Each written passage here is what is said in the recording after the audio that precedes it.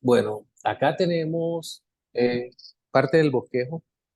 Estamos hablando de la autoridad de las escrituras y la pregunta, bueno, o la afirmación, ¿cómo se ve la Biblia a sí misma?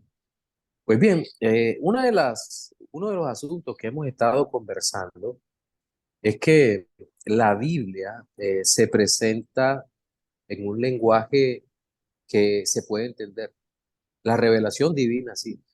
Y el hecho es que si Dios nos la ha dado de una manera entendible, es porque podemos conocer su voluntad, la cual ha revelado a través de verdades válidas.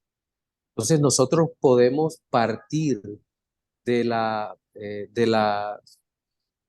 del presupuesto de que la Biblia se puede entender, de que la Biblia es palabra de Dios, que la Biblia es inspirada por Dios y por lo tanto es la autoridad revelada de Dios. Habíamos hablado un poco sobre el tema de la teología neoprotestante, donde obviamente que se ha hecho demasiado énfasis en una revelación adicional a la escritura, aunque se diga que no. Se habla de una revelación menor, pero es que la escritura por ninguna parte afirma que hay una revelación menor. La Biblia dice que es la palabra revelada de Dios y nunca un profeta habló siendo palabra menor. Por lo tanto, si en este tiempo alguien se atreve a decir así dice el Señor, es porque es palabra del Señor y Dios no hace diferencia entre uno y otra cosa. Por eso es el peligro de hablar, de intentar hablar de parte de Dios, pero sin usar la escritura. Eso no es posible realmente, porque el Señor es el que revela su palabra. Ahora, otra cosa es el testimonio del Espíritu en el corazón, pero ese testimonio es desde la palabra, nunca es por fuera de la palabra. Una persona puede recibir un sueño en donde diga, tú eres hijo mío, pero si el Espíritu no da testimonio a través de la palabra de Dios, ese testimonio en un sueño, en algo por el estilo, es totalmente inválido. Entonces, necesitamos siempre que todo, absolutamente, todo lo que nosotros creamos, todo lo que nosotros recibamos y todo lo que nosotros obedezcamos sean desde la escritura. No podemos ir nunca en contra de la bendita palabra del Señor. La revelación especial de Dios es la única divinamente autorizada por Dios y autoritativa. Para los evangélicos ortodoxos, si la información en forma de revelación que Dios les dio a los profetas y apóstoles elegidos debe ser considerada verdadera y también relevante. Entonces, no puede ser dada solo en conceptos aislados que puedan tener una serie de significados diversos, sino en frases verdaderas, en presuposiciones. Ahora, recordemos, una proposición, es decir, un sujeto, predicado y verbo, y verbo que los conecta, entre paréntesis o una copia. Eso constituye una unidad lógica mínima de comunicación inteligible. Entonces, que se puede entender. Entonces, la fórmula del profeta del Antiguo Testamento todos la conocemos. Así dice el Señor. Y eso lo vemos desde los mismos libros, los primeros 5 libros del Pentateuco. Nosotros observamos claramente la fórmula. Así dice el Señor. Y luego lo vamos a ver con mayor énfasis, llamémoslo así, en los profetas. Pero todo el escritor del Antiguo Testamento, todo escritor que escribió de parte de Dios y habló de parte de Dios debe ser considerado un profeta. ¿Por qué razón? Porque habló de parte de Dios y escribió de parte de Dios. Cuando llegamos al Nuevo Testamento, sí, inicialmente nos vamos a encontrar a Juan como una especie de profeta a usanza de los antiguos profetas del Antiguo Testamento, valga la aclaración. Entonces, Juan habló de parte de Dios, habló delante de Dios, justo antes de que nuestro Señor Jesucristo eh, viniera. Y recordemos cuál fue el mensaje central de la profecía de Juan. Es arrepentidos porque el reino de los cielos se ha acercado, apuntando directamente a la persona de Cristo, como precursor de Cristo. El Mesías ya llegó, ya está aquí, ya está entre nosotros. Y se mostrará el que es más poderoso que yo, el que yo no soy digno de desatar la correa de sus zapatos, es decir, su palabra es autoritaria. Nuestro Señor Jesucristo va a emplear la misma fórmula, el reino de los cielos se ha acercado, retomando el mensaje del Evangelio exactamente donde Juan lo ha dejado, ¿verdad? Arrepentidos porque el reino de los cielos se ha acercado. Pero también vamos a encontrar otras frases distintivas en la persona de Cristo, nuestro Redentor, nuestro Dios, la palabra revelada. En estos postreros días nos ha hablado por el Hijo, a quien constituyó heredero de todo. Señor Jesucristo, siendo verdadero Dios, corrigió más de una vez la tradición de los ancianos, no la escritura, porque es su propia palabra y en Dios no hay contradicción.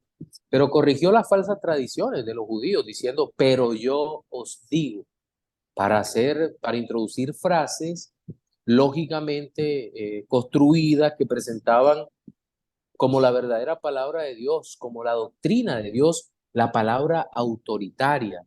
El Señor no vino a dar consejos, los profetas y apóstoles no dieron consejos,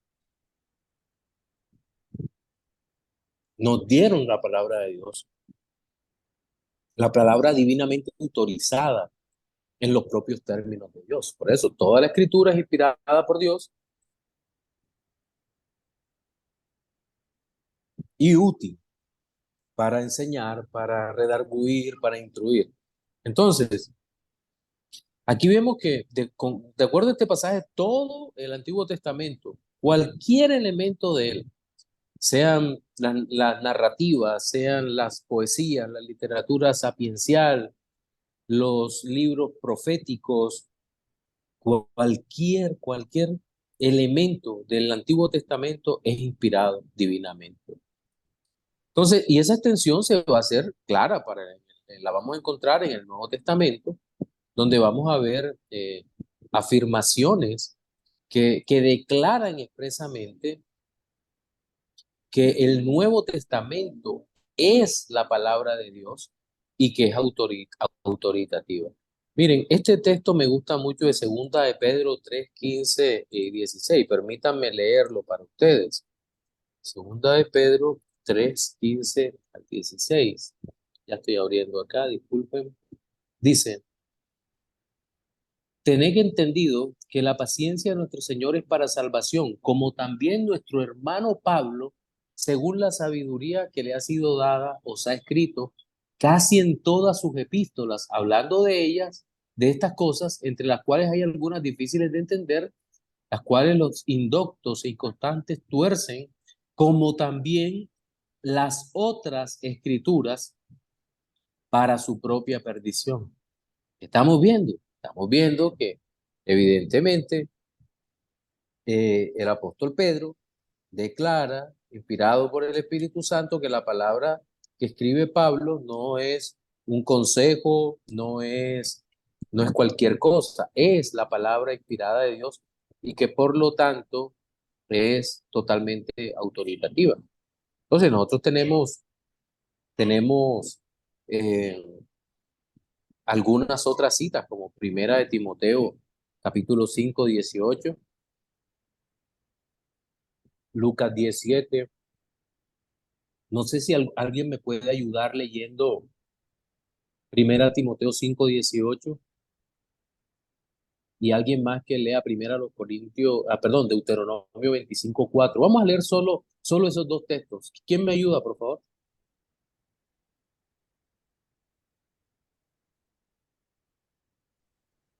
Pastor, yo tengo Deuteronomio 25:4. Adelante, Dieguito. Yo tengo 1 Timoteo 5:18. Bueno, Deuteronomio Listo. 25:4. No pondrás bozal al buey mientras trilla. Ok, eso se refiere a la palabra de Dios, ¿verdad? ¿Acaso escribió, dice en ese texto, Pablo cuando interpreta en 1 Corintios 9:9, ¿acaso lo escribió por los bueyes o lo escribió enteramente por nosotros? Lo escribió enteramente por nosotros, ¿verdad? Hablando de el sostenimiento de los pastores, autoritativa. Y 1 Timoteo 5:18, 18 dice, pues la escritura dice, no pondrás bozal al buey que trilla, y digno es el obrero de su salario. ok. Ahora, mis hermanos, gracias Gapar, gracias Diego. En el libro de Apocalipsis, nosotros también vemos esa autoridad divina que reclaman. Por ejemplo, en el prólogo del Apocalipsis dice revelación del Señor Jesucristo y también emplea el término profecía, pero se emplea el término revelación en el mismo sentido que se usaba la profecía en el Antiguo Testamento. Esto es bien importante, porque no es, yo no sé si ustedes han escuchado un, eh, un, una proclamación, podríamos decir, o una falsa doctrina mejor, que algunos judíos fanáticos han dicho, dicen, no, lo que pasa es que lo de ustedes no es Torah escrita, sino que el Antiguo Testamento fue Torah oral y lo recogieron los apóstoles y cuestión, restando la autoridad al Nuevo Testamento, o sea, poniéndolo como algo menor, algo, pero no es así porque es el mismo Dios encarnado el que sobre quien se basa toda la Biblia y especialmente el Nuevo Testamento es el que nos da claridad, luz y nos permite entender la plena autoridad de la Escritura. Ahora, alguien puede decir, no, es que cuando se habla de autoridad, el problema principal que nosotros encontramos es que en el Antiguo Testamento sí hay leyes que claramente expresan y dicen lo que debemos hacer y cómo debemos vivir, pero en el Nuevo Testamento no. Y uno dice, ¿estás seguro de eso? ¿Y por qué razón el Señor dijo que Él no había venido a abrogar la ley ni los profetas, sino a cumplirla? ¿Y por qué razón el Señor y los apóstoles nunca, pero jamás hablaron en contra de la ley? Nunca. Dijeron no, sino que ellos son totalmente coherentes con la ley, porque la ley no fue dada jamás para salvar, como aparece en Gálatas 3 del 21 en adelante, si no me equivoco. Entonces, cuando uno ve eso, uno dice, claro, pero es que el Señor Dios nunca dio la ley para salvar a Israel. Somos salvos y los del Antiguo Testamento eran salvos mirando hacia adelante, confiando en el Señor que enviaría a su Hijo en sacrificio expiatorio, en una vida sustituta por la vida del pueblo que no podía vivir. Y ahí es donde nosotros tenemos que entender eso. Es decir, la ley nunca ha sido abrogada. Ahora, si alguien dice, bueno, prueba eso. Bueno, el Señor dice que el que enseña a no guardar los mandamientos eh, está condenado. El que enseña a no guardar estos mandamientos pequeños. Es verdad que somos salvos por gracia, pero en ninguna parte el Señor nos dice vive como quieras. No, ahí está la ley, lo que es el tercer uso de la ley, que nos dice a los creyentes cómo vivir. Y eso es un punto importante que nosotros no podemos simplemente descuidar porque, un día cualquiera nos hicieron de pronto o nos dieron una enseñanza basada en el antinomianismo. De ninguna manera. Así que creo que el asunto fundamental acá se trata de ver la autoridad de la Biblia también en el Nuevo Testamento porque es una unidad, es la palabra de Dios, es la palabra de Dios y el hecho de que haya sido inspirada por Dios le da toda autoridad.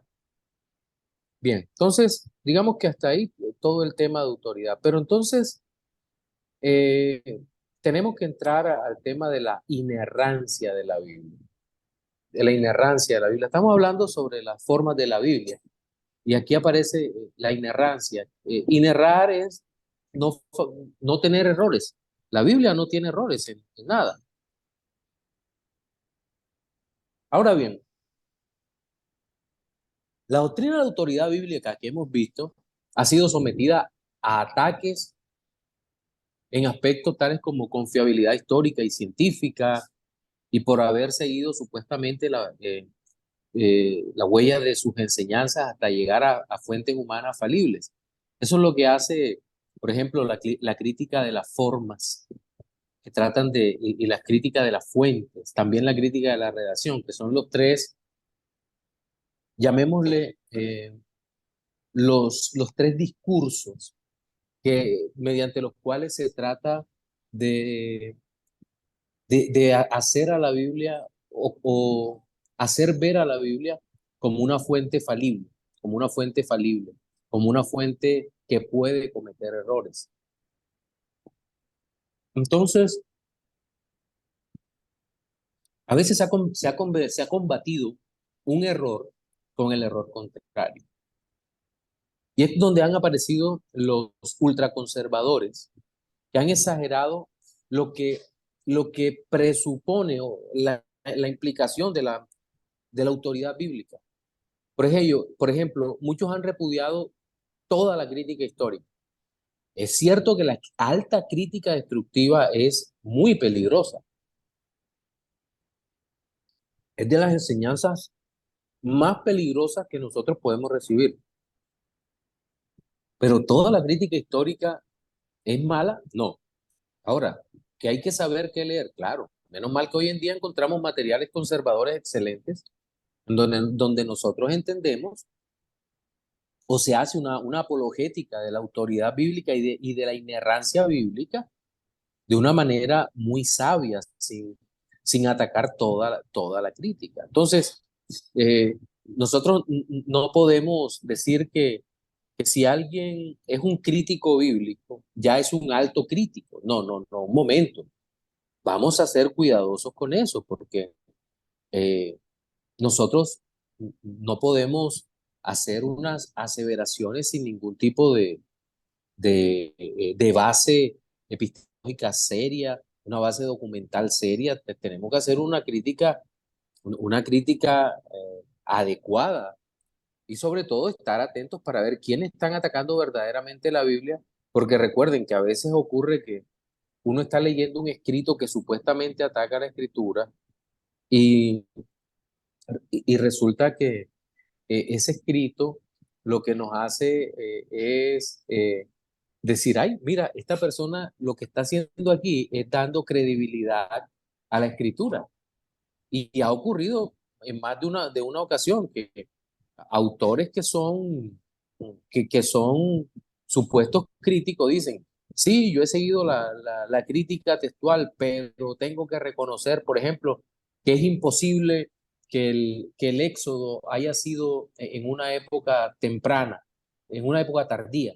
Tiene que haber sido en una época temprana porque es la única forma como se explica la interacción entre los judíos y los egipcios cerca del año 1440 a.C. Por ejemplo, solo por decir algo,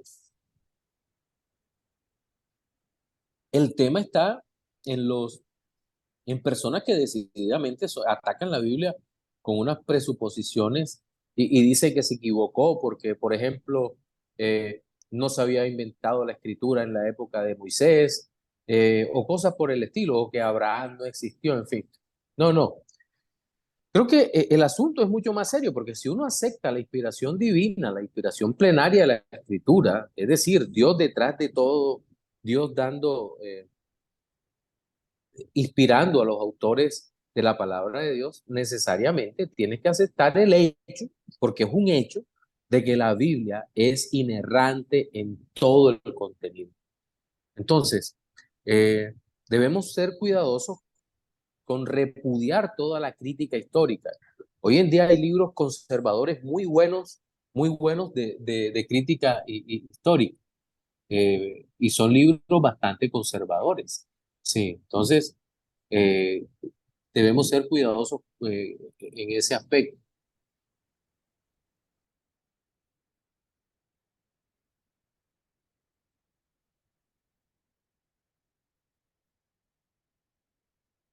Disculpen, se cerró el micrófono.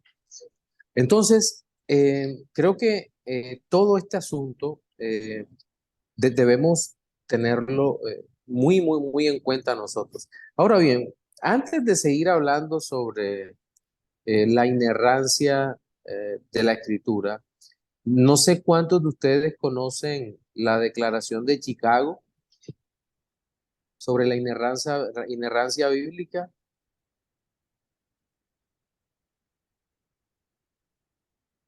Bueno, permítanme y voy a compartirla con ustedes, la Declaración de Chicago. Vamos a dejar de compartir acá y entonces comparto la Declaración sobre infalibilidad e inerrancia, infalibilidad bíblica. No sé cuántos conocen este texto que eh, fue firmado, ya le digo quiénes acogen este texto. Ojalá este tenga las firmas.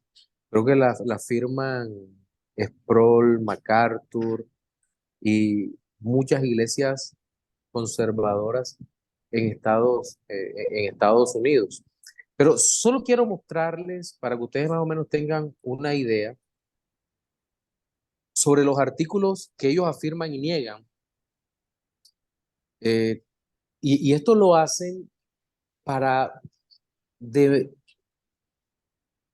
como para frenar el terrible avance que había tenido el liberalismo teológico y el neoprotestantismo dentro, eh, dentro del mundo evangélico, dentro del mundo evangélico. Entonces, por ejemplo, miren el artículo primero. Afirmamos que las Santas Escrituras deben ser recibidas como la absoluta palabra de Dios. Negamos que la Escritura recibe su autoridad de la Iglesia, de la tradición o de cualquier otra fuente humana. Pero creo que es el 4 o el 5, o el 4, no, segundito,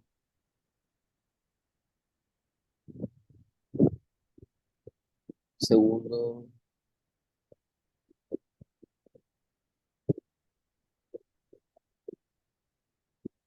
acá está. El artículo 11 dice, afirmamos que las escrituras, habiendo sido divinamente inspiradas, son infalibles, de modo que nunca nos podrían engañar y son verdaderas y fiables en todo lo referente a los asuntos que trata.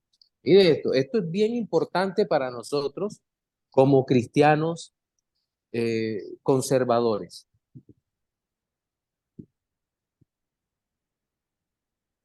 Porque nuestra creencia sobre la Biblia es que es infalible, es decir, no falla, que nunca nos podrían engañar. Dios nunca ha tenido la intención de engañarnos y son verdaderas y fiables en todo lo referente a los asuntos que trata. Es decir, todo lo que la Biblia dice es verdadero.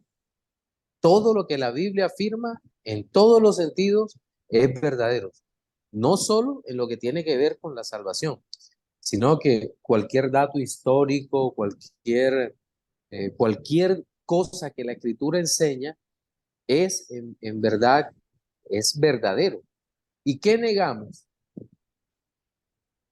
Negamos que sea posible que la Biblia en sus declaraciones sea infalible y errada al mismo tiempo. ¿Por qué? Porque la infalibilidad y la inerrancia pueden ser diferenciadas, pero no separadas. La Biblia no puede ser infalible y errar. Y aquí viene el artículo 12, que es el que nos interesa más en este momento. Seguramente el 11 nos va a servir, pero el artículo 12 para el tema de inerrancia va a ser fundamental. Afirmamos que la Biblia es inerrable en su totalidad y está libre de falsedades, fraudes o engaños. ¿Y eso por qué? Porque, bueno, lo que negamos, ¿qué negamos? Que la infalibilidad y la inerrabilidad de la Biblia sean solo en lo que se refiere a temas espirituales, religiosos o redentores, y no a las especialidades de historia y ciencia. Negamos además que las hipótesis científicas de la historia terrestre pueden ser usadas para invalidar lo que enseñan las escrituras acerca de la creación y del diluvio universal. Recientemente ha habido un renacer de este movimiento de los días era. Seguramente ustedes los han escuchado, los días era. Es decir, afirmar que realmente Dios no creó la tierra y el universo en 6 días de 24 horas, sino que son días que corresponden a millones de años, ¿cierto?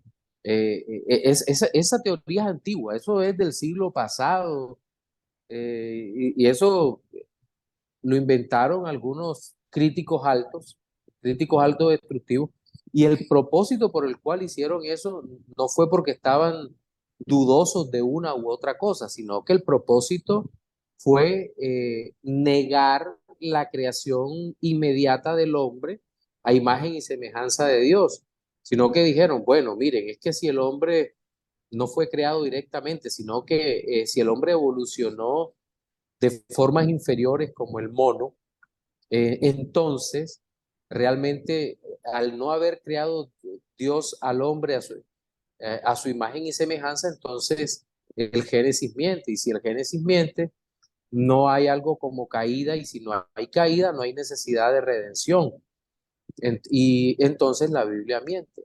Y si se caen los primeros 3 capítulos de la Biblia, se cae todo el resto de la Biblia. Entonces, nosotros creemos que lo que la Biblia dice, por ejemplo, en el libro de Génesis, en sus 3 primeros capítulos, es total, es verdaderamente cierto, es libre de falsedades, fraudes o engaños. Esto no es la tradición religiosa del pueblo de Israel. Esta es la verdad revelada de nuestro Dios. Dios nos ha dado a conocer su palabra. Ahora bien, el uso de la palabra inerrabilidad es correcto como término teológico para referirnos ¿a qué? A la completa veracidad de las escrituras. Estos 3 artículos van juntos. ¿Qué se niega en esta declaración? Que sea concreto evaluar las escrituras de acuerdo con las normas de la verdad y error que sean ajenas a su uso o propósito. Negamos además que la inerrabilidad sea invalidada por fenómenos bíblicos como la falta de precisión técnica moderna, las irregularidades gramaticales u ortográficas, las descripciones observables de la naturaleza, el reportaje de falsedades, el uso de hipérboles y de números complejos, el arreglo temático del material, la selección de material diferente en versiones paralelas o el uso de citas libres. Miren, estos temas son bien interesantes porque hay muchos que usan nimiedades para tratar de decir que la Biblia no es inerrante. Por ejemplo, dicen, lo que pasa es que en la Biblia hay fenómenos bíblicos. Por ejemplo, Josué dijo que el sol se detenga, pero todos sabemos hoy en día que el sol no se detuvo, que tuvo que ser la tierra. La verdad es que no tenemos idea de qué pasó allí, solo vemos el fenómeno. Y lo que hace la Biblia es usar un lenguaje fenomenológico, es decir, de lo que está sucediendo en el momento, del fenómeno que está pasando allí. Sproul, Arcy Sproul, en el libro Cómo estudiar e interpretar la Biblia, hace un comentario sobre esto. Dice, miren, aún los que leen el tiempo en los noticieros, usan el lenguaje fenomenológico, porque dicen, el sol sale a las 6 de la mañana en Colombia, o a las 6 menos 10, y se pondrá a las 6:25. El sol sale, ¿cómo así? ¿No es la Tierra la que da vuelta?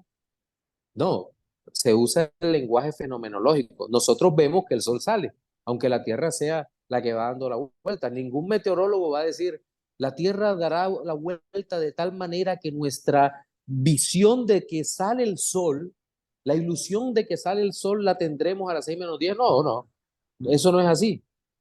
Él no va a decir eso, ¿verdad? Entonces, el escritor bíblico tampoco, porque no es un científico, simplemente relata el fenómeno que está viendo. Y ese fenómeno es correcto porque no es simplemente una cuestión de perspectiva, es como todo el mundo habla comúnmente y se entiende. Entonces, otro punto que se ataca es la falta de precisión técnica moderna. Oye, vivían en otras épocas. No, que hay que hacer una descripción de qué armas se utilizaban o las irregularidades gramaticales u ortográficas. Todos sabemos, por ejemplo, que el apóstol Pablo o el apóstol Pedro usaron palabras compuestas para hablar de temas que en su momento no se podía hablar porque no existían palabras para expresar una verdad bíblica. Les pongo un ejemplo.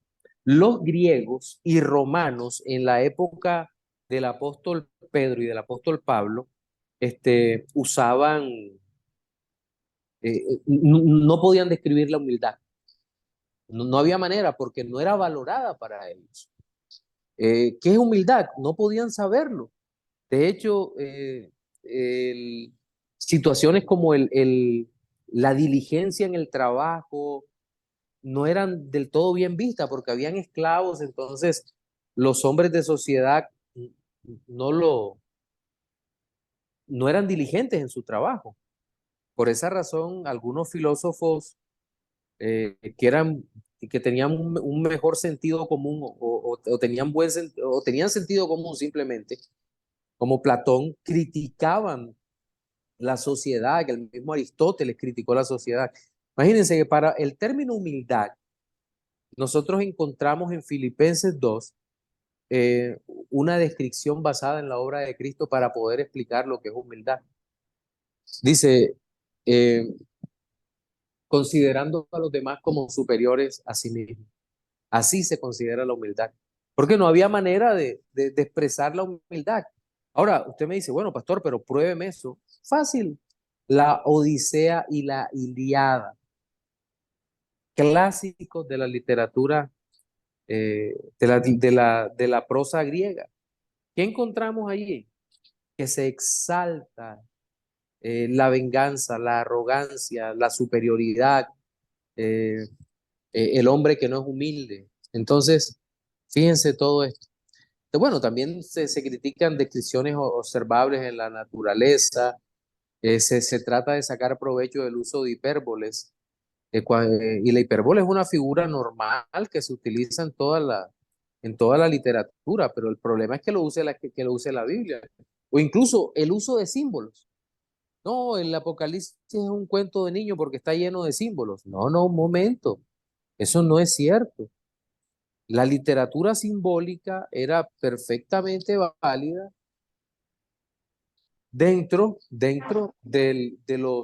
eh, dentro de la literatura que nosotros conocemos, de la literatura antigua, digámoslo así. Bien, entonces regresemos acá a la clase. Entonces, el cristianismo evangélico debe defender que la Biblia es inerrante con un compromiso teológico sano que sea consecuente con lo que la misma Biblia enseña, la misma Biblia dice. Eh, pero aquí hay algo que menciona Machen. Dice, pero es necesario pero no es necesario que repudie la integridad cristiana de todos los que no comparten este compromiso y que los consideren apóstatas sin esperanza. Gresham Machen, tal vez uno de los hombres más brillantes y más fuertes al defender la inerrancia de la escritura en esa década terrible del año de 1920 a 1930, escribió que la doctrina de la inspiración plenaria es negada no solo por los oponentes liberales del cristianismo, sino también por hombres verdaderamente cristianos. Muchos hombres de iglesia moderna que aceptan el mensaje central de la Biblia y sin embargo creen que el mensaje nos ha llegado simplemente por la autoridad de testigos confiables que realizaron una obra literaria sin la ayuda por la guía sobrenatural del Espíritu Santo. Bueno, Sobre eso yo tengo una crítica, sobre ese aspecto. De hecho, uno de los asuntos más complejos con los que yo me he enfrentado en mis estudios sobre bibliología es este, es decir, si pueden existir creyentes que tengan lagunas muy grandes en cuanto a la aceptación de verdades relacionadas con la inerrancia e infalibilidad de las escrituras, además de sus contenidos.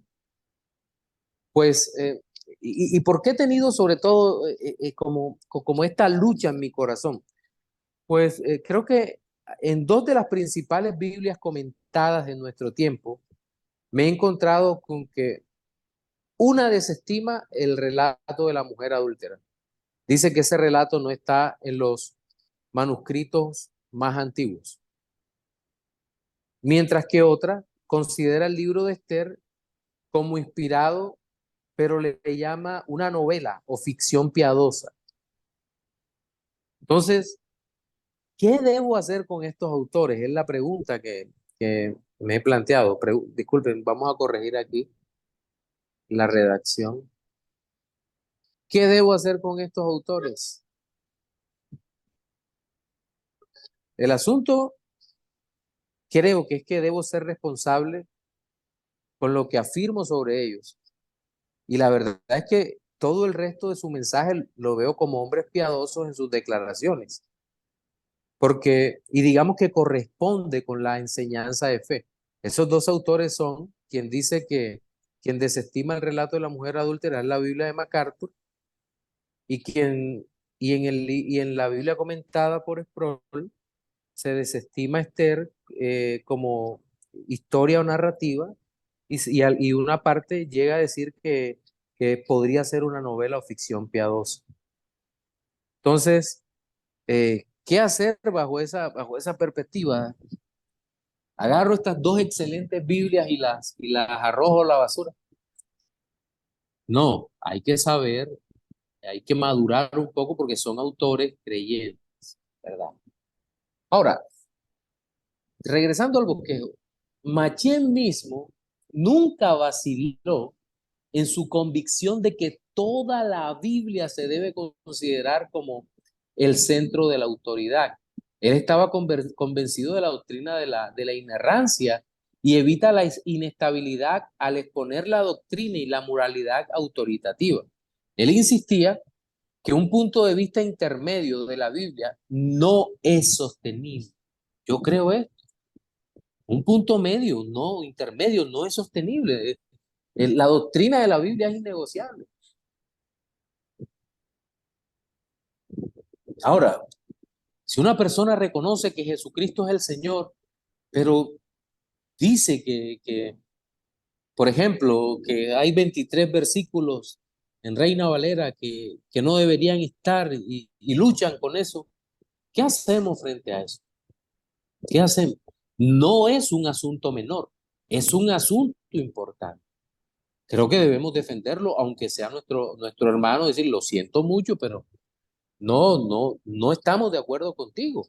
Tenemos que ser cuidadosos con esto. Ahora, los modernistas quieren afirman honrar la autoridad de Jesucristo más que la autoridad de la Escritura. Contradicen las enseñanzas de Jesús, puesto que el Señor siempre tuvo un alto concepto de las Escrituras, ¿cierto? No he venido a quitar ni una tilde ni una coma de la ley. Escrito está, ¿se acuerdan?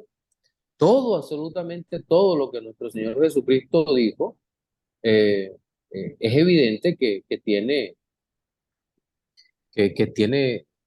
tiene valor. La Biblia es la palabra de Dios. Ya hemos hablado un poco sobre esto, sobre la base bíblica, sobre el significado de la inerrancia.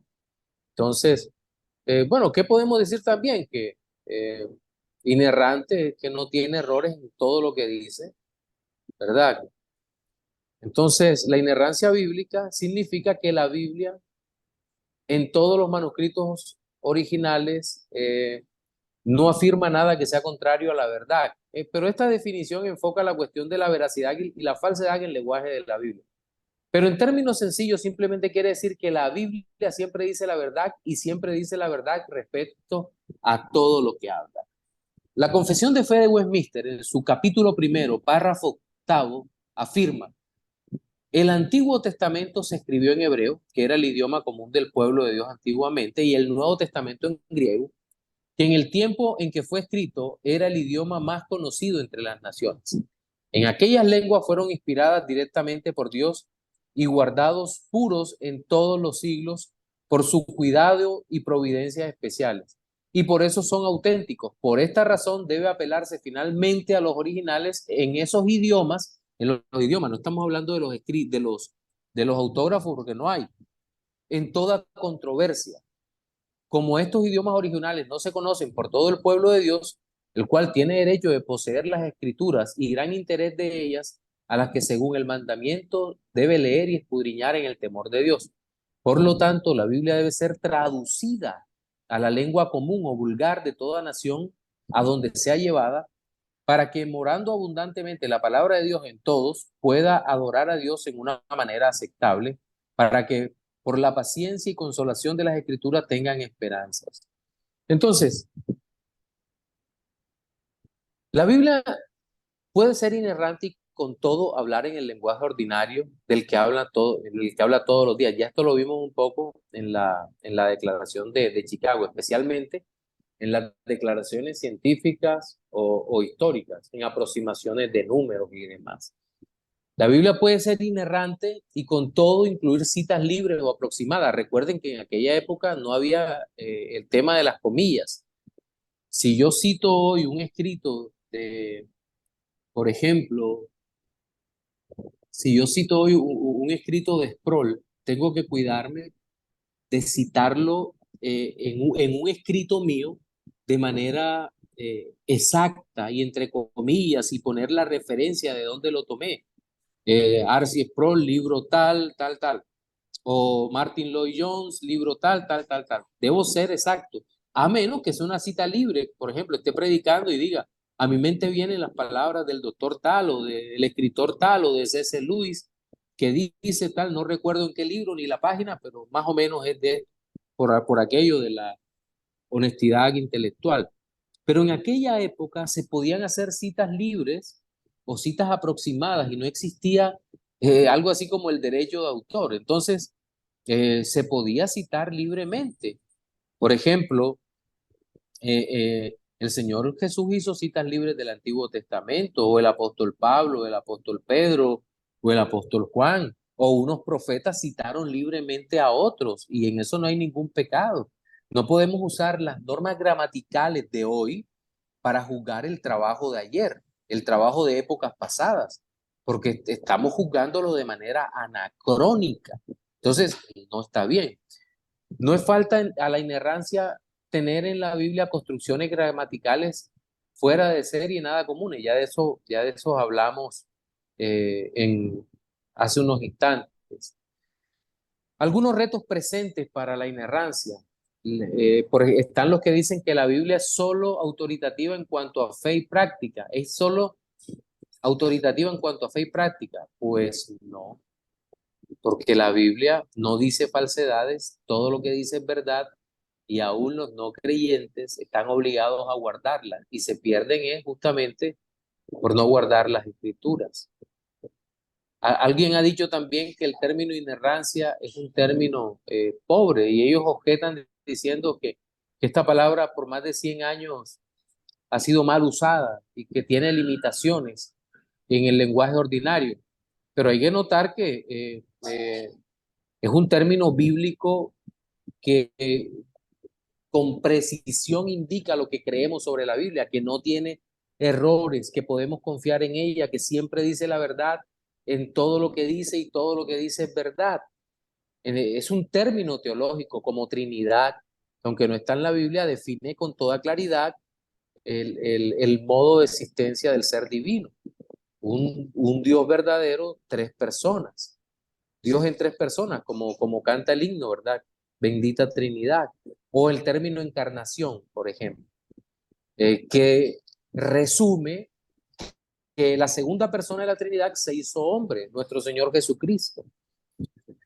Otra objeción, que no tenemos manuscritos inerrantes, por consiguiente, hablar de una Biblia inerrante confunde.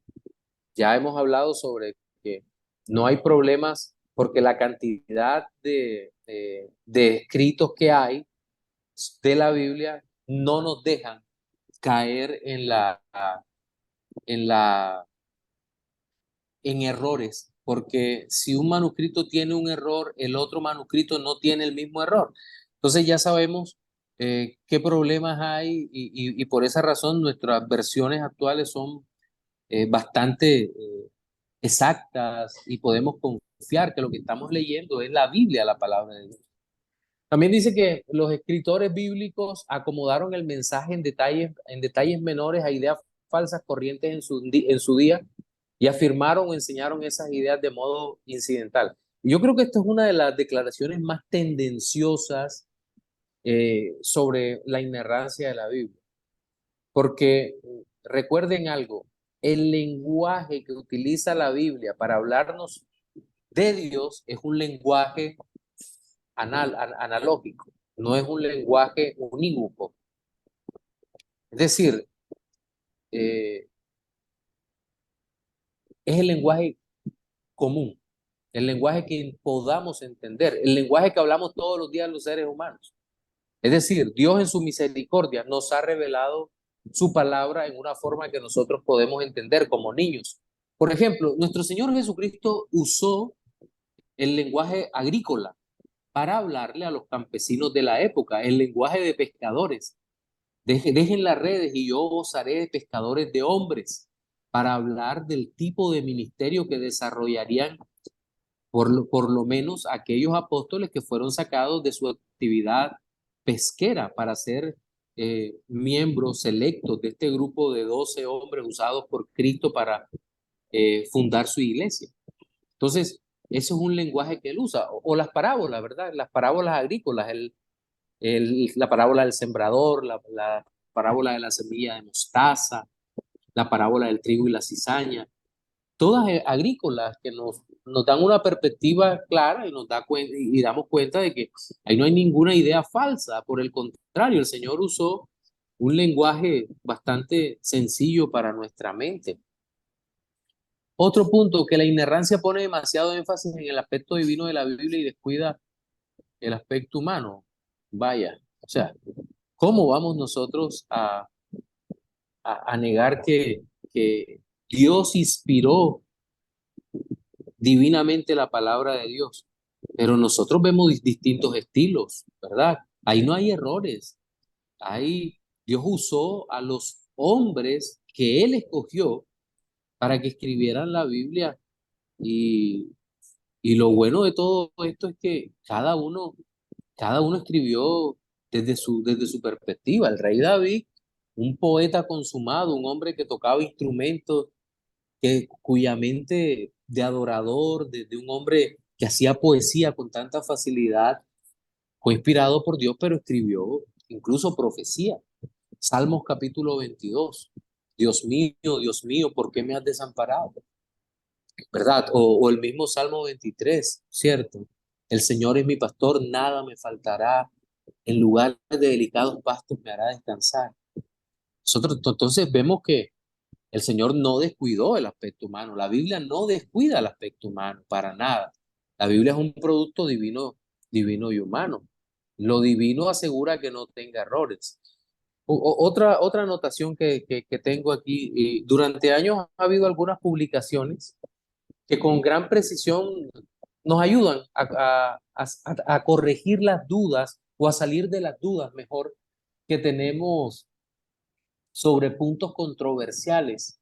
En idioma español, yo recomiendo un extenso trabajo realizado por Haley y Santiago Escuén. Se llama Diccionario de Dificultades y Aparentes Contradicciones Bíblicas. Vamos a ponerlo en amarillo acá.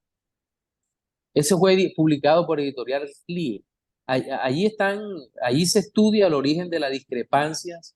Es muy bonito el libro y creo que es muy útil para incluso hasta para hacer exégesis, porque él empieza haciendo un estudio de dónde se originan las discrepancias.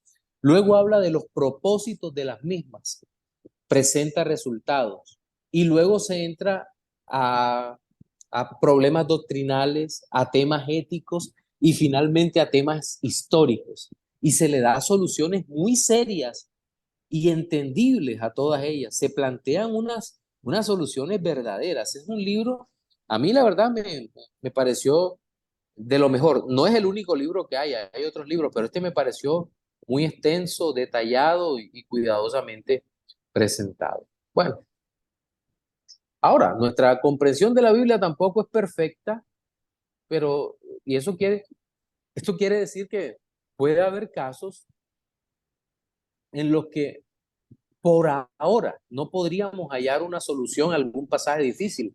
Eso nos puede pasar. Y esto puede deberse a que el día de hoy desconocemos asuntos relacionados con la lingüística, con temas históricos o contextuales, o que necesitamos entender para entender correctamente el pasaje. Y eso no debería ser problema para nosotros. En un pequeño número de pasajes, siempre que el patrón general de nuestra investigación de estos textos haya demostrado que en verdad no hay error, donde se ha alegado que sí.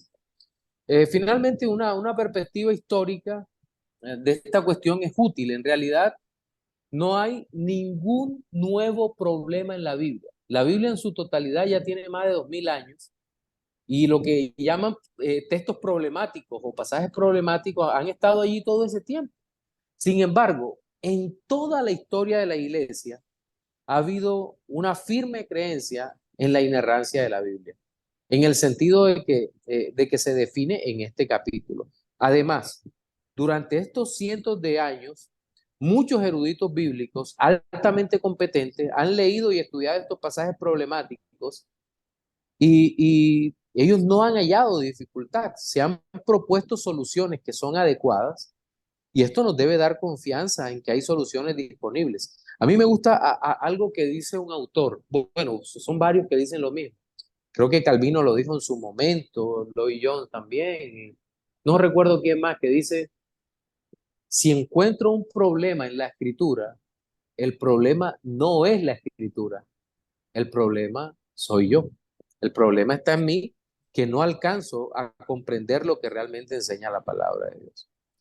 Otro problema cuando se habla y que los errores obvios de la escritura, casi nunca se determinan cuáles son esos problemas obvios. A varios de nosotros nos ha pasado que nos hemos encontrado con alguien que quiere ridiculizar la escritura o la Biblia, ¿no? Dice, no, es que la Biblia tiene errores.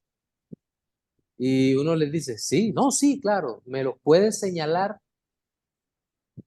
Y cuando a veces lo señalan y uno dice, no, pero obviamente aquí el problema es de contexto. Tú no estás leyendo, no estás teniendo una comprensión de lectura adecuada. Pero hay otras veces en que uno dice, muéstrame el error. Y dice, no, no tiene error. ¿Dónde está? Y ni siquiera saben qué decir, sino que están repitiendo lo que han escuchado previamente. Entonces, en ese aspecto, yo creo que nosotros por lo general nos enfrentamos a personas que simplemente repiten, pero que en realidad no saben lo que están diciendo. Por lo general. Hay otros que son, eh, que atacan de manera profesional la Biblia, pero cada vez me convenzo más que los problemas son menos serios cuando presentan el dilema sobre algún punto. Bueno, ¿qué problemas hay al negar la inerrancia? Si negamos la inerrancia, nos vemos frente a un serio problema moral. ¿Es verdad? Podemos imitar a Dios intencionalmente, también mentir en asuntos menores. La Biblia nos dice que debemos imitar a Dios, pero si negamos la inerrancia, estamos afirmando que la Biblia tal vez tenga mentiras. Entonces significaría que Dios intencionalmente habló con falsedad y que Dios entonces puede mentir. Y eso sería fatal, fatal para nuestra vida como cristianos y para la visión que tengamos acerca de Dios. En segundo lugar, si se niega la inerrancia, empezamos a preguntarnos si de veras podemos confiar en Dios o en algo que Él diga. Si la Biblia no es totalmente inerrante, si tiene algún problema en algún lado, entonces nosotros podemos decir, o sea que yo puedo tener también como cristiano ciertas concesiones conmigo mismo sobre mi vida cristiana. Puedo confiar en todo lo que Dios dice y si esa parte tiene errores, ¿qué hago? Tercero, si no aceptamos la inerrancia, esencialmente convenimos a nuestra mente humana en una norma más alta de veracidad que la misma palabra de Dios. ¿Por qué? Porque en última estaríamos nosotros diciendo en qué lugar, en qué sección de la palabra de Dios podemos confiar y en cuál no. Ese es el error del liberalismo teológico. Que esa parte sí, ¿o se acuerdan de el tema de la inspiración parcial que habíamos hablado en la primera clase o en la segunda clase? Bien.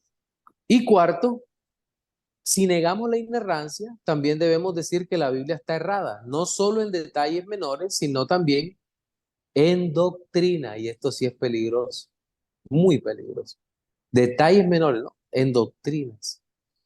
Y eso eh, derriba la veracidad y confiabilidad de la palabra de Dios.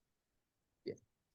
Aquí hay algunas preguntas que sería bueno que ustedes tomaran una fotografía. Defina los siguientes conceptos: Sagradas Escrituras, revelación, revelación natural, revelación especial, inspiración, inspiración dictada, inspiración parcial, inspiración plenaria, inspiración dinámica, inerrancia. Vamos a ponerlos acá. Entonces ahí está. Mientras que ustedes van copiando, bueno, tu foto, porque es mucho más fácil sacar una fotografía hoy en día que, eh, que copiar, ¿no?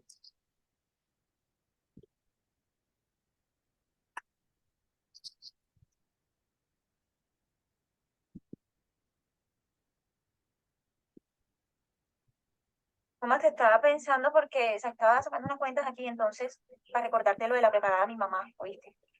Que el plazo máximo es el 30. Y lo otro que te iba a decir era que si Eberto sacó el papel de ¿cómo es que se llama? Que faltaba sí, el papel de soledad. Hay un micrófono abierto. Bueno, mis hermanos, espero sus comentarios. Pueden levantar la mano. Preguntas. Gaspar y Mario. Buenas noches, amado pastor, y a todos Oh, los mi hermanos querido, ¿cómo estás? Cristo. Bendiciones, Gaspar. Bien, gracias, mi hermano. Sí, pastor, es un aporte Adelante. y es una pregunta, ¿no? Porque este tema es muy interesante y hay muchas dudas. Bueno, con respecto al aporte, eh, usted dijo algo muy importante sobre la errancia de la escritura y la infalibilidad, y es el ataque que ha sufrido a lo largo y ancho de toda la historia, desde la iglesia primitiva hasta nuestros días de la Biblia, sobre la inerrancia y sobre la infalibilidad y la autoridad de la Biblia. De hecho, el autor del libro Historia del Pensamiento Cristiano, por Justo González, afirma que el ataque más frontal que ha existido a nivel de la historia de la iglesia, desde la iglesia primitiva a nuestros días, básicamente en la iglesia primitiva no era un ataque, no era un ataque externo, sino un ataque interno. No eran la persecución del Imperio Romano, no eran las otras religiones como digo, que existían en ese momento externamente, sino internamente, que fueron las herejías. La herejía es un ataque frontal contra. Pero si nos trasladamos al tiempo moderno, entendemos que ha salido también un ataque muy frontal de las escrituras, como bien usted lo ha esbozado en muchas ocasiones, que es la teología liberal.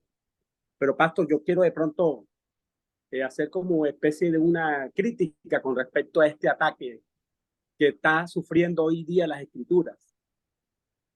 Aparentemente decimos que puede ser, algunos afirman que el ataque son de los católicos, otros dicen que la teología liberal, que sí, de cierto es un ataque, claro que sí, estoy totalmente de acuerdo.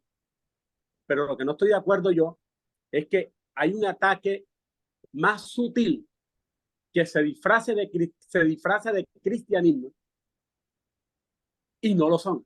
Y ese ataque sutil muchas veces no lo podemos detectar, porque el ataque de la teología liberal nosotros lo detectamos inmediatamente. No creen en los milagros, no creen en la resurrección de Cristo, etcétera, etcétera. Entonces, uno lo puede identificar fácilmente y para mí particularmente no sería un ataque muy serio. Para mí el ataque más serio que hoy en día puede estar sufriendo las escrituras es el ataque internamente, primero que todo, y segundo, el que se encubiertamente, como dice la escritura, en una forma sutil, se disfraza de cristianismo, se disfraza y realmente nosotros no nos damos cuenta. Entonces, la pregunta sería, ¿qué estamos haciendo nosotros como iglesia del siglo XXI con respecto a estos ataques? Esa es la primera pregunta.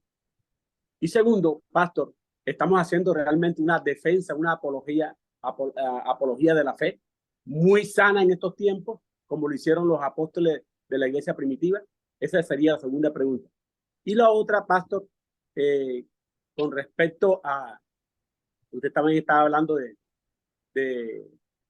las versiones de hecho, hay algunas personas que han hablado de las contradicciones de la Biblia para atacarla. Y de hecho, tengo un documento de los que atacan a la Biblia y sacan más de 100 versículos de aparentes contradicciones. Pero si uno lo analiza a la luz de la palabra, como bien lo dije, son aparentes contradicciones, pero no la hay. Entonces, la pregunta enfática es, ¿qué estamos haciendo nosotros como iglesia? Porque yo estaba en una iglesia pentecostal, y usted bien lo sabe, pastor, dónde estaba yo. Pero una de las cosas que de pronto aprendí ahí, como algo positivo, fue el hacer por ejemplo, vi una materia que se llama exponiendo públicamente a los falsos profetas y a los falsos maestros. Entonces, bajo esa óptica, la iglesia reformada, ¿cómo lo hace? Esa es la pregunta, Pablo. Gaspar, lo que pasa es que, a ver, es que voy a tratar de responder como entiendo la pregunta, porque a veces a veces es muy amplia la manera como tratas de plantearlo. O sea, un planteamiento y a veces temo no responder adecuadamente a la inquietud y me dejaría preocupado, pero vamos a tratar de ser breve. Eh, digamos que el ataque interno de la escritura mm, o hacia la escritura es más cuando pienso que es más un ataque desde la ignorancia. Es decir, desde una persona que afirma conocer la escritura, se para en un púlpito de manera irresponsable y dice cualquier barbaridad. Ese es un ataque, digamos que es un ataque, es una manera irresponsable de enfocar la escritura, digámoslo así. Entonces, cuando eso ocurre, lo mejor que podemos hacer es tratar de corregir el error. Y en ese sentido, lo estamos haciendo. Ahora, yo no creo que sea muy sano, y te lo voy a decir con toda honestidad, estar viendo cuánto video a veces sacan hermanos que son unos estudiosos que persiguen los errores. Hay gente muy seria en eso. Pero en el caso nuestro como pastores, creo que nuestra labor básica radica en enseñar fielmente la escritura. El caso mío, caso de los pastores de la iglesia, los oficiales, enseñar fielmente las escrituras como maestros de la palabra de Dios. Pero para mí es muy, es muy difícil estar viendo para ver qué dijo el Maldonado, el Casluna, o qué dijeron acá en las iglesias donde piden dinero hasta por entrar. En fin, no lo puedo hacer porque, no, entre otras cosas, no tengo tiempo para eso y es muy molesto para mí escuchar lo mismo, lo mismo, lo mismo. Entonces, y esos son ataques también, tú dices sutiles, pero son ataques frontales a la escritura. Es prácticamente, no atiendan lo que dice la Biblia, sino atiendan lo que digo yo. Y eso no puede ser. La Biblia dice, abrimos la Biblia y proclamamos lo que dice la escritura. Entonces, creo que es en ese sentido que sí estamos haciendo algo, enseñando la verdad. Cada domingo, cada miércoles, cada enseñanza a través del seminario, estamos eh, enseñando la Biblia, enseñando. Y prueba de eso es esta clase. Estamos enseñando la escritura. Sí, bueno, pastor, sí, gracias. Yo lo decía por lo que está en la Biblia. Pablo exponía públicamente a los falsos profetas y falsos maestros, a Ireneo, a Alejandro, y con nombre propio. Claro, Entonces, y eso se hace cuando se puede, pero como digo, corretear uno en YouTube, en fin, o ver qué están diciendo, no. Si hay un ataque directo contra la fe, obviamente vamos a defendernos, pero es muy difícil estarlos correteando porque hay demasiados también. Si no, y ese es el punto. Sí, sí, sí, sí. No claro nos que sí. alcanzaría el tiempo para hacerlo. No Gracias, nos pastor. alcanza. Con Gracias, gusto. pastor. Muchas gracias. Mario, Sí, eh, bueno, pastor, la pregunta mía era acerca de, bueno, le voy a explicar. Hace ya como 20 días, eh, el hombre decía sobre, sobre el estanque de Bethesda. ajá, Entonces él hizo una declaración, o sea, dijo que eso era así y era así. Dijo que el ángel del estanque de Bethesda era Jesucristo. Porque en ese momento no había llegado. ¿Y por qué no había llegado? Porque Jesús estaba presente ahí para sanar al paralítico. Y a mí me quedó como que, oye, qué locura está diciendo este hombre aquí. Tal que, bueno, me puse como a leer un poco, investigar. De hecho, le pregunté al maestro de la iglesia, no es el caso. Entonces, le dijo, no, lo que pasa es que él es ¿él es qué? evangelista. Se me salió por la tangente. Ah, Entonces, la pregunta es, estoy leyendo, eh, leí que hablaban sobre los pasajes espurios, algo así creo ajá. que son pasajes agregados. Entonces decía que ese pasaje ahí del ángel, eso fue un pasaje agregado, pero que no había duda que Jesús había sanado al paralítico. Entonces quiero pasaje, yo primera vez que leo de pasajes espurios. Y tenía otra pregunta, como estamos hablando de la inerrancia de las escrituras, sino que ahora mismo no la tengo muy bien formulada, pero para ponerlo en contexto más o menos es entre Génesis capítulo 23 y Hechos capítulo 7. Habla de, en los pasajes se habla de una parcela, de una tumba que compró Abraham, entonces hay como una discrepancia ahí. Entonces no sé si usted sabe acerca del tema, pero más me interesa la primera pregunta. Sí, lo que pasa, Mario, es que, a ver, dentro del texto crítico, digamos que en algunos manuscritos no aparece la figura de que el ángel movía el agua. Eso es en el texto crítico. Pero en texto recepto, es decir, la Biblia, el texto recibido, él sí aparece el, el pasaje. La solución que plantean no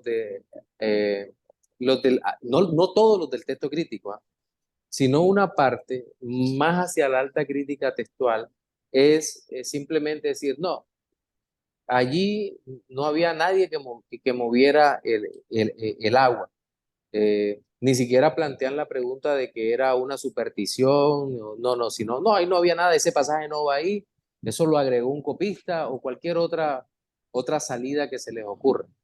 No, un momento, vamos a analizar cuál manuscrito es más confiable, o en qué sentido es más confiable, o si todos los que usan texto crítico tienen la misma perspectiva sobre eso, por lo menos hacer eso, ¿verdad? Entonces, ahora, como lo plantea este señor que tú nos hablas ahora, eh, bueno, creo que uno le toca hacer un esfuerzo para no reírse, pero denota una falta de conocimiento bíblico elemental, elemental. Cristo estaba allí, estaba hablando con él y han pasado, y el milagro en el estanque de Bethesda ya el ministerio público del Señor va caminando. Que Entonces, yo lo entiendo a usted, a mí a veces me da ganas de gritar, quítenle el micrófono. no, eso puede pasar, suele ocurrir, suele ocurrir. Pero entonces hay que hacer, hay que ser muy cuidadoso y a las personas amonestarlas en privado. Y claro, si dice una herejía así en público, arrepiéntete más bien y suelta eso. Pero sí hay que amonestarlos y decirle, no, estás equivocado porque eso no dice el texto bíblico. El texto bíblico dice es esto y lo que pasó fue esto. Y el que sana es el Señor Jesús. Esa gente tenía su fe en otro lado. Es más, ese pasaje es tan hermoso porque también nos muestra que lo que el Señor hace o que para el Señor obrar en ese contexto ni siquiera necesitaba de la fe de las personas, porque el paralítico ni siquiera lo vio. ¿Te das cuenta? Pero bueno, creo que... Y sobre lo otro, yo espero que plantees bien y después en otros días miramos la pregunta Sí, y sí, claro. y la respondemos. Dale. Disculpe, pastor, me habló de los textos críticos y de... El texto crítico y el texto receptus. Texto receptus es donde viene nuestra Biblia Reina Valera. Y la mezcla entre crítico y receptus es el famoso texto ecléctico de donde viene la Biblia de las Américas. Pero hay buenas Biblias incluso con el texto crítico. Pero creo que cuando veamos un poco más de canónica enfatizamos sobre ese tema, sobre el tema del texto crítico y del texto receptus o las familias de manuscritos. Espero en el que en algún momento pues podamos tocar ese tema. Ok, muchas Sí, gracias. con gusto. Pastor Alberto. Buenas noches, Pastor. Buenas noches a todos los hermanos. ¿Sí me escuchan? Sí, perfectamente, Pastor. Ok. Eh, bueno, quería hacer particularmente una serie de anotaciones que considero importante debido a algunas cosas que mencionó, sobre todo en los temas de la inerrancia y de la infalibilidad, porque de verdad que es un tema que a muchos hermanos les causa preocupación. eh, eh, pues debido a que desde hace, como usted ha mencionado en algunas ocasiones, el liberalismo teológico parece un cadáver. Uno cree que cuando ya uno cree que está muerto, vuelve y resucita, ya parece un zombie. Y es una realidad actual. Nosotros creíamos que el liberalismo teológico había quedado sepultado por allá después del siglo XVIII, siglo XIX, incluso siglo XX, cuando algunas de sus teorías fueron desvirtuadas. Pero no, sigue, sigue vivo actualmente y sigue lanzando, obviamente, pues ataques en contra de la autoridad, de la inspiración, de la inerrancia, de la revelación bíblica, que no pueden pasar desapercibidos y que obviamente no podemos dejar pasar desapercibidos. Eh, de hecho, el método, la metodología que implementaron para abordar el estudio del texto bíblico, conocido como el método histórico crítico, pues eh, algunos consideran que tiene sus beneficios. Puede ser cierto que tenga en algunos puntos puede tener algunos beneficios. Por ejemplo, en el abordaje contextual cultural que hace, pues no se puede negar que hace un abordaje bastante profundo respecto del contexto del texto bíblico. No obstante, eh, está cargado de muchos prejuicios contra el texto porque busca despojar el texto de todo elemento sobrenatural, de todo elemento divino, de toda intervención de Dios. Eh, Incluso eh,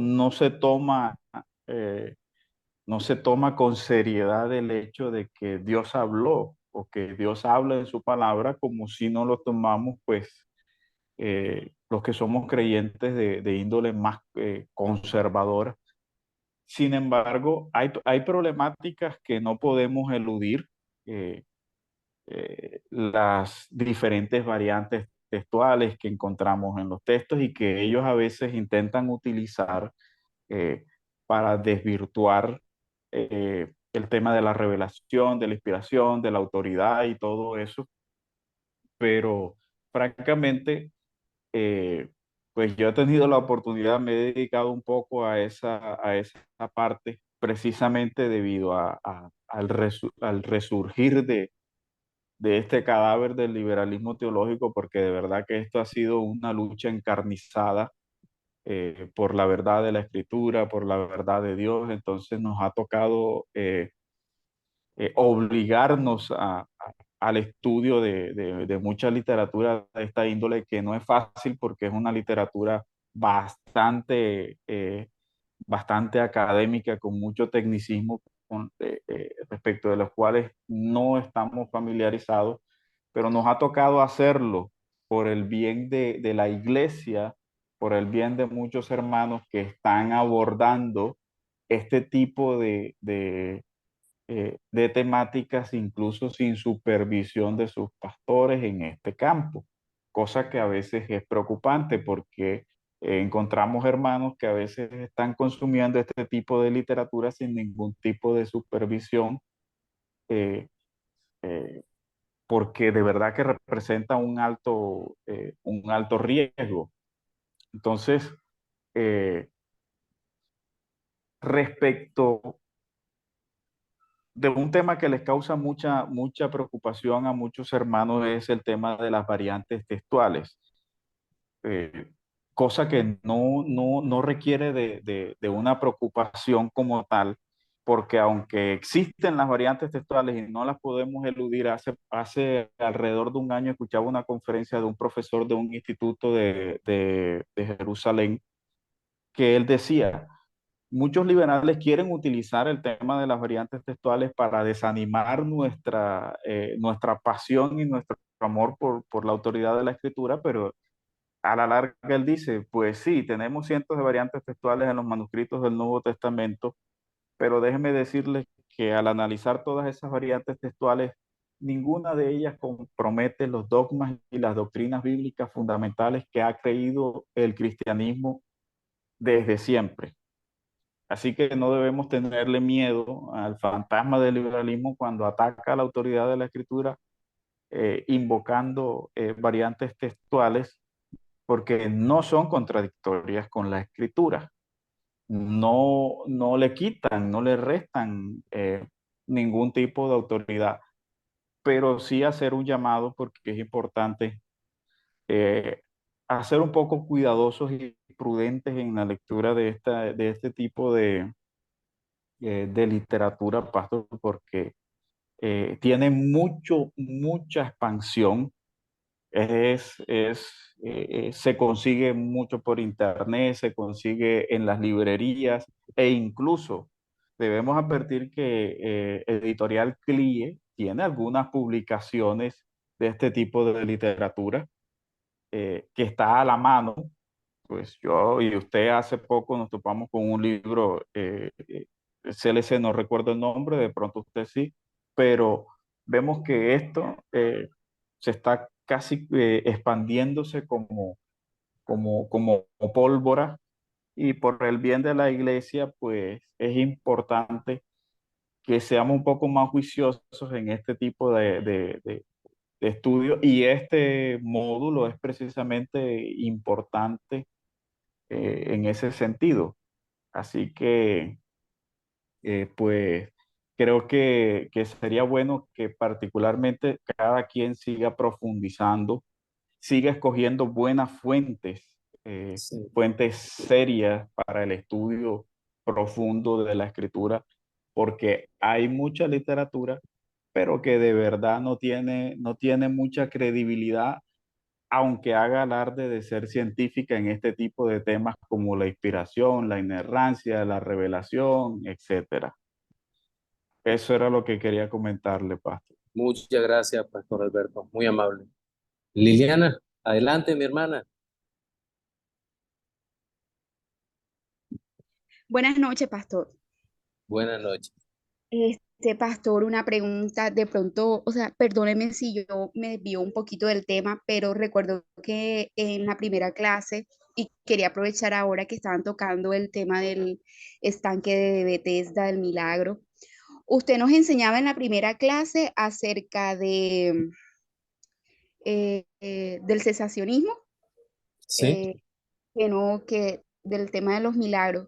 Pastor, si yo, digamos, puedo considerar yo la conversión de un alma un milagro, sí, sí, total, pero total. entonces en ese sentido, los milagros no han cesado. O como, En ese o- sentido, los milagros no han cesado. En ese ok, sentido, no han cesado. Y ocurre a diario, y es un milagro que ocurre a diario, cuando el Señor Jesucristo convierte por el Espíritu de Dios. Claro. ok. Siempre Es, piensa, siempre piensa en el sensacionismo en esto. Dones de milagros, dones revelativos. Eh, Esos son o dones de sanidad, de expulsión de demonios, de comunicación, de comunicación en nuevas lenguas, en fin, eso ha cesado. Pero esto en donde opera directamente el Espíritu de Dios en el alma para convertir, no ha cesado, sigue vigente. Sí. gracias, pastor, esa era mi pregunta. Bueno, bueno, vamos a simplemente a anunciar eh, nuestra clase, nuestro siguiente contenido. Es que yo sabía que en este contenido nos íbamos a demorar un poco más, porque pues es evidente que el interés y la complejidad de este tema, pues siempre es un reto, ¿no? Nos reta a tener que mirar, eh, a tener que hacer un esfuerzo un poquito mayor para hablar sobre el tema de la autoridad, de la inerrancia, y ahí va junto también el tema de la suficiencia, pero ahora, de la suficiencia de las escrituras, pero ahora, permítame compartir pantalla, no sé por qué no me deja, no, disculpen, a ver, vamos a ver si ahora sí me deja compartir, he tenido inconvenientes, aquí está. En nuestro cuarto contenido tiene que ver con la claridad de las escrituras, o lo que se llama también la perspicuidad de las escrituras. Permítame avanzar simplemente un par de poquito acá para retomar en nuestra próxima clase todo esto. Claridad o perspicuidad de las escrituras. La Biblia eh, afirma su propia claridad. Esto es una realidad. Entonces, y cuando habla de su propia claridad, y también, obviamente, somos responsables de leer la Biblia, porque tú no puedes decir que no entiendes la Biblia si no la lees, o si la lees solo por leerla, como si fuera una lectura recreativa. No, la escritura debe ser leída en el sentido de estudiar la escritura. Esa es la forma responsable. Quiero leerla para entenderla.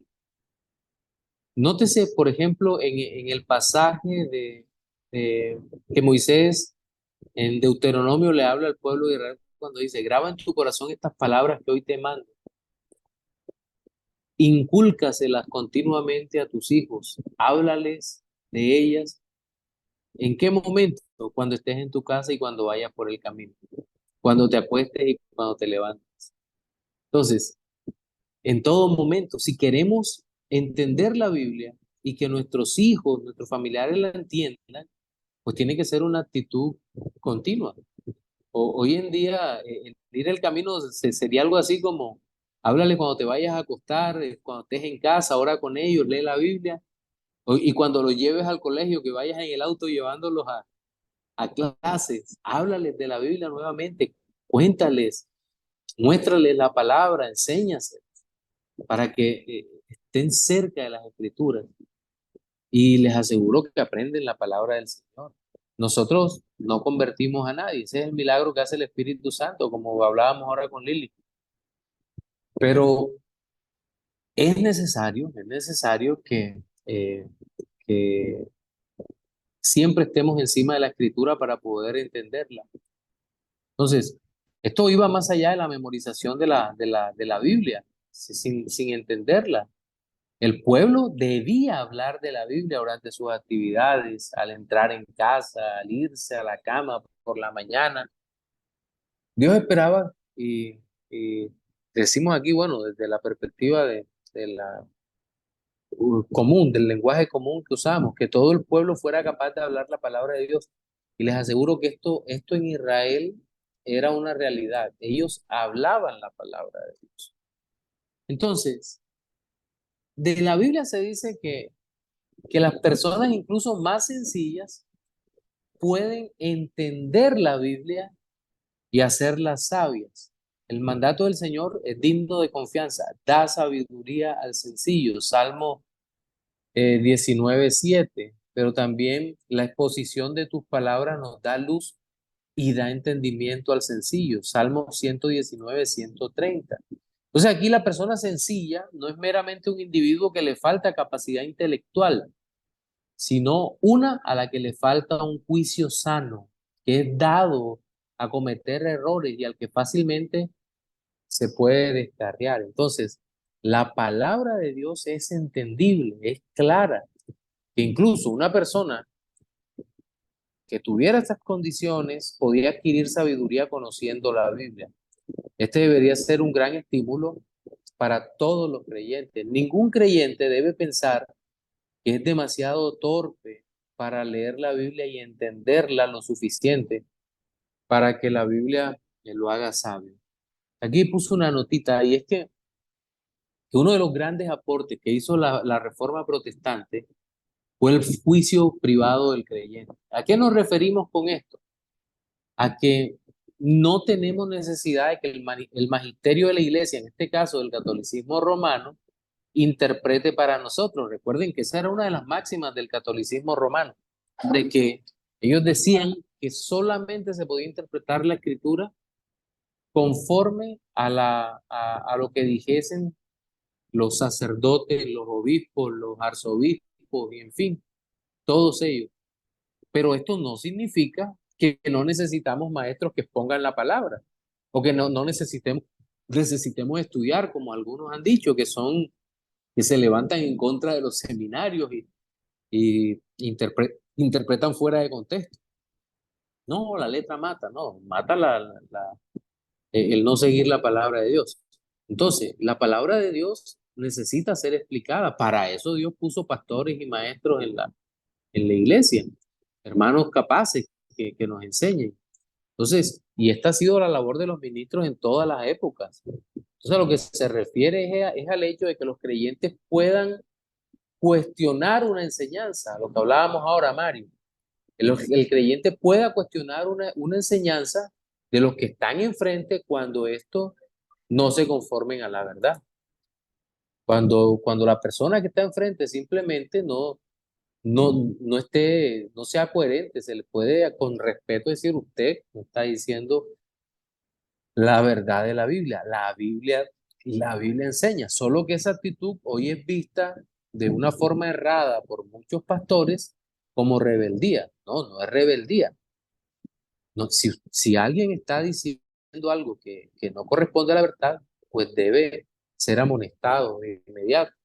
Hay un dicho rabínico que es bien interesante que dice, que incluso lleva al maestro a ser humilde. Le dice, cuando algo se te olvide, pregúntaselo a tu discípulo. Cuando algo se te olvide, pregúntaselo a tu discípulo. ¿Por qué? Porque es necesario eso. Necesitamos ser amonestados porque somos demasiado débiles, o como dice Calvino, demasiado flacos. Entonces, hay un énfasis similar en el Nuevo Testamento. El Señor Jesús en sus enseñanzas, las conversaciones y las disputas, nunca respondió a ninguna pregunta con algún indicio de acusar a las escrituras del Antiguo Testamento de ser oscuras. Más bien, sea que esté hablando con eruditos o personas del pueblo sin educación académica, sus respuestas siempre dan por sentado que la culpa de los malos entendidos respecto a alguna enseñanza de la escritura no la tiene la escritura, sino los que malentendieron o no quisieron aceptar el escrito. Por esa razón, el Señor atacó de manera real, de manera frontal y continua la tradición de los ancianos cuando ésta no correspondía con las realidades bíblicas. Ahora, entender la Biblia, eh, o nosotros pensamos que entender la Biblia fue fácil para los cristianos del primer siglo, que era más fácil que para nosotros. Pero es importante que nos demos cuenta de que en muchos casos las epístolas del Nuevo Testamento fueron escritas a iglesias que tenían una proporción grande de cristianos gentiles. Es decir, eran cristianos que estaban nuevos, que no tenían trasfondo de ninguna clase, venían del paganismo. Entonces, no tenían ningún conocimiento previo, no eran judíos, no sabían la cultura de Israel. Que les hablaban de Abraham y seguramente preguntaban, ¿y quién es ese? O Isaac o Jacob. No, no, pero sin embargo, los autores del Nuevo Testamento enseñaron sobre estas historias porque hacen parte de la historia de la redención y trataron de explicarla con total claridad. Si no, veamos la carta a los Hebreos. O cuál sería en el momento de la escritura o en los años de escritura del Nuevo Testamento, la iglesia gentil más metida en el paganismo a la cual se le escribió una carta. Creo que eso se responde fácil, Corintio, ¿verdad?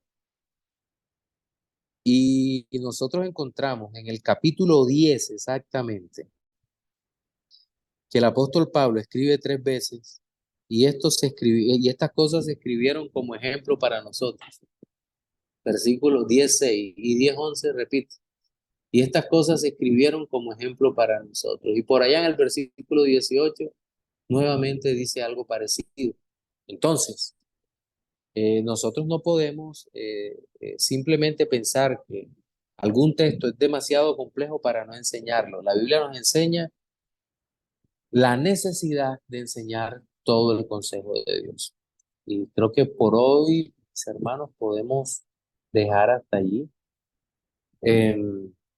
Quería darle las gracias por haberme esperado hoy y pedirles disculpas porque me demoré en entrar a la clase. Creo, Jonathan, la próxima clase es el jueves, ¿cierto? Sí, señor, el jueves. Ah, bueno, dale, mi hermano. Entonces vamos a orar